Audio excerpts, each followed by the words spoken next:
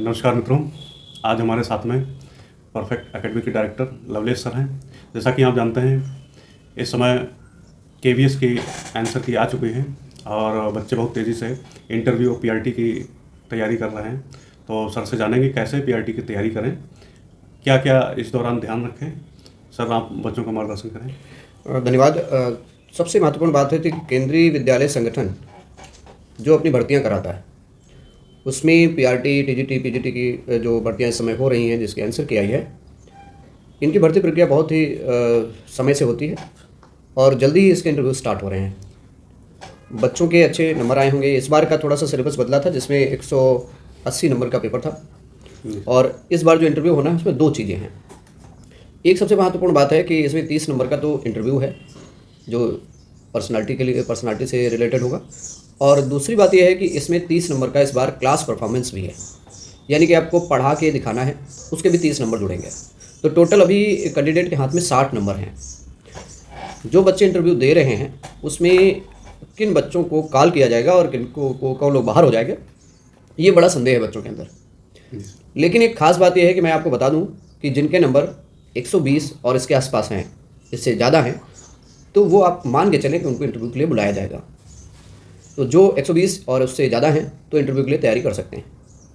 दूसरी जो सबसे बड़ी बात है कि इंटरव्यू के लिए क्या क्या करना होगा उनको, उसके लिए सबसे महत्वपूर्ण यह है कि जो वो पढ़ के आ रहे हैं उनमें इंटरव्यू देने से पहले उनको कुछ चीज़ें ध्यान में रखना होगा।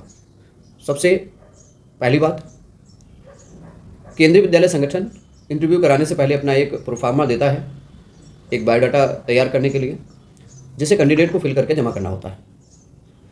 तो उस बायोडाटा में जो आप बायोडाटा दे रहे हैं उसमें आपकी सारी इन्फॉर्मेशन होती है, आपकी एकेडमिक इन्फॉर्मेशन होती है, आपका किस सब्जेक्ट से बैकग्राउंड रहा है, ये सारी चीज़ें होती हैं।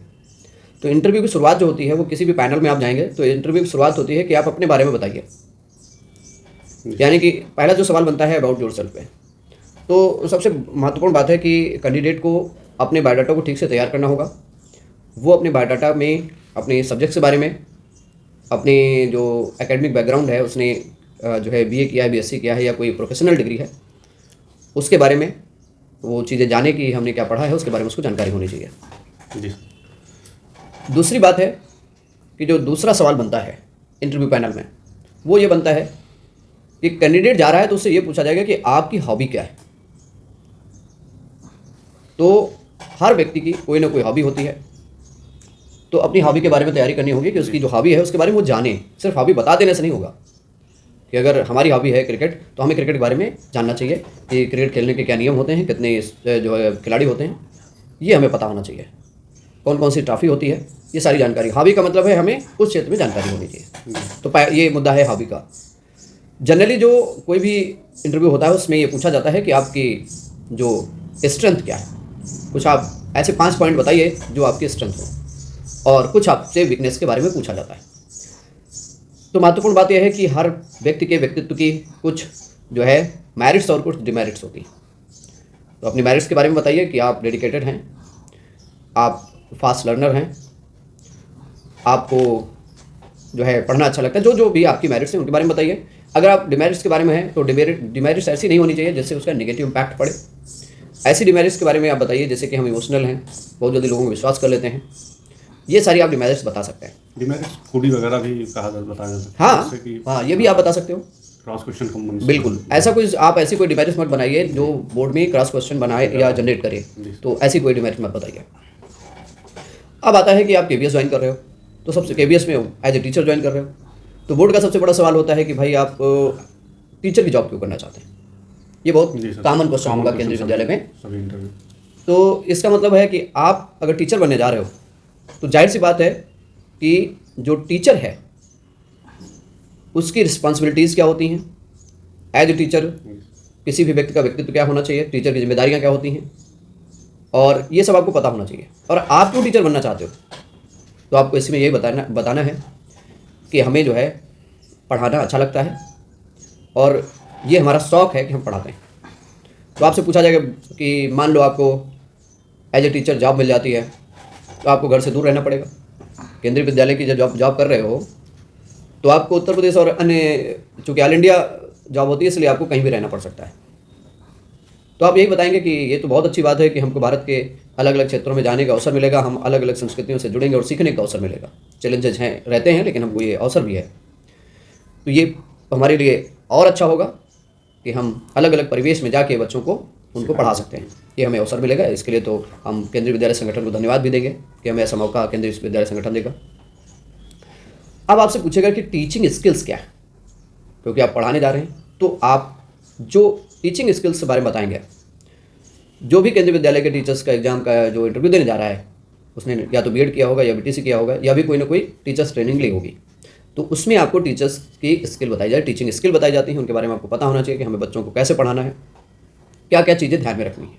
तो ये टीचिंग स्किल के बारे में जो है हमको जानकारी होनी चाहिए। चूँकि जब इंटरव्यू हो रहा है, भारत के अलग अलग क्षेत्रों से लोग आते हैं, तो भारत जो है वो विविधता वाला देश है। आप जहाँ से आ रहे हैं उसके बारे में भी आपको जानकारी होनी चाहिए, क्योंकि जहाँ से आप आ रहे हो उस क्षेत्र की कोई ना कोई विशेषता होती होगी। तो आप जहाँ रह रहे हो, जहाँ के रहने वाले हो, वहाँ की कोई क्षेत्रीय विशेषता होगी। आपसे सवाल पूछा जा सकता है कि आप मान लीजिए आप सीतापुर के रहने वाले हैं, तो आपसे सवाल पूछा जाएगा कि सीतापुर में क्या खास है। तो आप बता सकते हैं कि हमारे यहाँ नैमिषारण्य एक धार्मिक स्थल है जहाँ पर ऋषि मुनियों ने तपस्या की थी। तो इस तरीके से आप जहाँ से भी कोई कैंडिडेट आता है, हर जगह से कोई ना कोई विशेष क्षेत्र जरूर होता है, उसकी कुछ उपलब्धि होती है।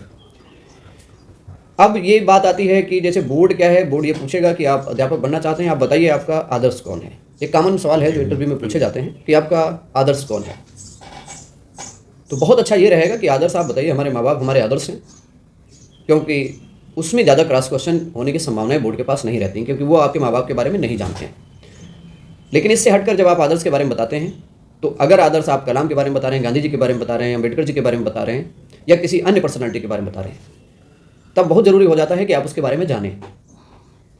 तो कहने का मतलब है, अगर आप किसी पर्सनैलिटी की बात करते हैं तो उसके बारे में जब आदर्श हैं तो उसका मतलब आप उसके बारे में जानते होंगे। तो ये जानकारी होनी चाहिए। आदर्श आप वो बताएंगे जो कहीं ना कहीं एक शिक्षक के रूप में अपना व्यक्तित्व की बनाया हो, ये ज़्यादा अच्छा रहेगा। आपसे आदर्श पूछते हैं, एज ए आपका इंटरव्यू शिक्षक के रूप में हो रहा है और आप आदर्श बताते हैं बॉलीवुड का, तो ये बहुत अच्छा नहीं, इसका प्रभाव रहता है। तो आदर्श हमेशा शिक्षा के क्षेत्र से होना चाहिए, या कोई ऐसी पर्सनालिटी हो जिसने समाज के लिए कुछ आदर्श स्थापित किए हो। तो ये तो आदर्श वाली बात हो गई। दूसरी चीज़ जो बोर्ड आपसे अपेक्षा करता है वो ये करता है कि आपको वर्तमान में चल रही शिक्षा की योजनाओं के बारे में जानकारी होनी चाहिए। जैसे शिक्षा की योजनाएं चल रही हैं, और सबसे बड़ी बात यह है कि जो केंद्रीय विद्यालय संगठन का इस बार परीक्षा हुई है, उसमें न्यू एजुकेशन पॉलिसी को जो है वो फोकस किया गया है। तो कोई भी कैंडिडेट जो केंद्रीय विद्यालय संगठन का इंटरव्यू दे रहा है शिक्षक के रूप में, उसको भारत में शिक्षा के विकास की जानकारी होनी चाहिए, और बहुत ज़्यादा फोकस होना चाहिए जो है न्यू एजुकेशन पॉलिसी 2020 पे। इसमें भी आप जाएंगे तो FLN आपको पता होना चाहिए। इसमें भी जाएंगे तो आपको तमाम योजनाएं हैं, निपुण भारत है, PMC योजना है, तमाम ऐसी योजनाएं हैं जो शिक्षा के लिए चलाई जा रही हैं, इनके बारे में आपको जानकारी होनी चाहिए। जो लक्ष्य निर्धारित किए गए हैं SDG में शिक्षा के लिए, यानी कि चौथे पॉइंट में, उन लक्ष्य के बारे में भी आपके पास जानकारी होनी चाहिए कि SDG में चौथे पॉइंट में शिक्षा रखी गई, उसका लक्ष्य क्या है, उसका गोल का जो टारगेट ईयर क्या है, ये सारी चीज़ें आपको पता होनी चाहिए। और दूसरी चीज़ जो सबसे बेहतर होती है, आप नंबर बहुत अच्छे ले आते हो। आपको इंटरव्यू में आपको जो मार्क्स दिए जाते हैं वो आपकी पर्सनालिटी को देख के दिए जाते हैं। इसलिए बहुत ज़्यादा ज़रूरी ये हो जाता है कि आपका जो व्यक्तित्व हो वो बहुत सरल और सौम्य होना चाहिए, जैसा कि शिक्षक से अपेक्षा की जाती है। जी सर, मैं फिर से सभी मित्रों को बताना चाहूँगा कि सर ने अभी तक हज़ारों बच्चों को शिक्षक बनाया है। और सर इस बार आपकी क्या जो KVS का इंटरव्यू है, तो उसमें किस तरीके से आप प्लानिंग कर रहे हैं, किस तरीके से क्लासेस चला रहे हैं, जिससे कि बच्चों को बहुत आसानी से नंबर जो 60 नंबर का जो PRT है उसमें अधिक से अधिक मार्क्स ला सकें तो बच्चों। देखिए, हम लोग जो इंटरव्यू का तैयारी करवा रहे हैं, जो 60 नंबर की तैयारी करवा रहे हैं, उसमें इस बात का ध्यान रखा गया है कि 30 नंबर जो है वो क्लास प्रेजेंटेशन का है। तो हम लोग एक्सपर्ट को बुला के क्लास में हम लोग एक्सपर्ट को पीछे बैठाते हैं और बच्चे से पढ़वा रहे हैं। तो इसमें क्या करते हैं, एक्सपर्ट उनकी मेरिट्स और डिमेरिट्स को नोट करके उनको फीडबैक देता है कि आप इस चीज़ों में सुधार कर लीजिए। और जो हम पैनल बना रहे हैं जिसमें हम इंटरव्यू कंडक्ट कराते हैं, तो उसमें मुख्य बात यह है कि हम शिक्षा जगत से जुड़े हुए लोगों को, जो केंद्रीय विद्यालय संगठन का जिनके पास अनुभव है, उनको बुलाते हैं और शिक्षक के रूप में उन्होंने जो है उनके पास कोई ना कोई उपलब्धि रहती है, ऐसे लोगों को बुलाकर हम इंटरव्यू कंडक्ट कराते हैं।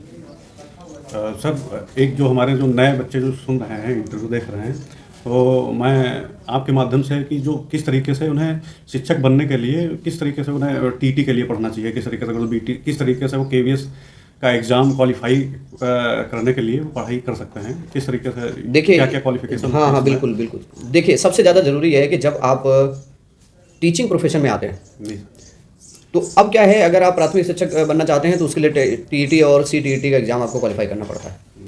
टीईटी और सीटीईटी एग्ज़ाम को क्वालिफाई करने के लिए उसका सिलेबस दिया गया है, और सिलेबस ये जो टीईटी और सीटेट का है, ये बिल्कुल जो है प्राइमरी के एनसीईआरटी और जूनियर के एनसीईआरटी पढ़ के आप पास कर सकते हैं। बहुत बेसिक है, बहुत बेसिक एग्जाम है।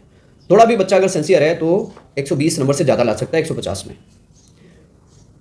बहुत अच्छे अच्छे नंबर लाते हैं लड़के, तो ये बहुत टफ एग्जाम नहीं है, ये एक खाली जो है क्वालिफाइंग नेचर का है। तो जब आप इसको क्वालिफाई कर लेते हैं तो फिर स्टेट गवर्नमेंट अलग अलग तरीके से एग्जाम कराती है। जैसे उत्तर प्रदेश में इसके बाद एक एग्जाम होता है, टीचर्स के रिक्रूटमेंट के लिए एग्जाम कराया जाता है। उसमें सिलेबस भी बहुत ज़्यादा है, तमाम उसमें सब्जेक्ट शामिल किए गए। उसमें सिलेबस के अकॉर्डिंग आप पढ़ाई करिए और ज़्यादा से ज़्यादा पुराने पेपर्स और प्रैक्टिस सेट सॉल्व करिए। प्रैक्टिस सेट सॉल्व करने का तरीका हम लोग क्लास में बताते हैं कि किस तरीके से आप प्रैक्टिस सेट सॉल्व करिए। उस तरीके से आप प्रैक्टिस सेट सॉल्व कर रहे हैं तो आपके अच्छे नंबर स्कोर करने की संभावनाएं काफ़ी बढ़ जाती हैं। तो आप सिलेबस के अकॉर्डिंग अगर आप पढ़ रहे हैं और लगातार आप प्रैक्टिस कर रहे हैं तो आपके बहुत अच्छे नंबर आएंगे, इसकी संभावनाएं हैं, अच्छी संभावनाएं रहती हैं।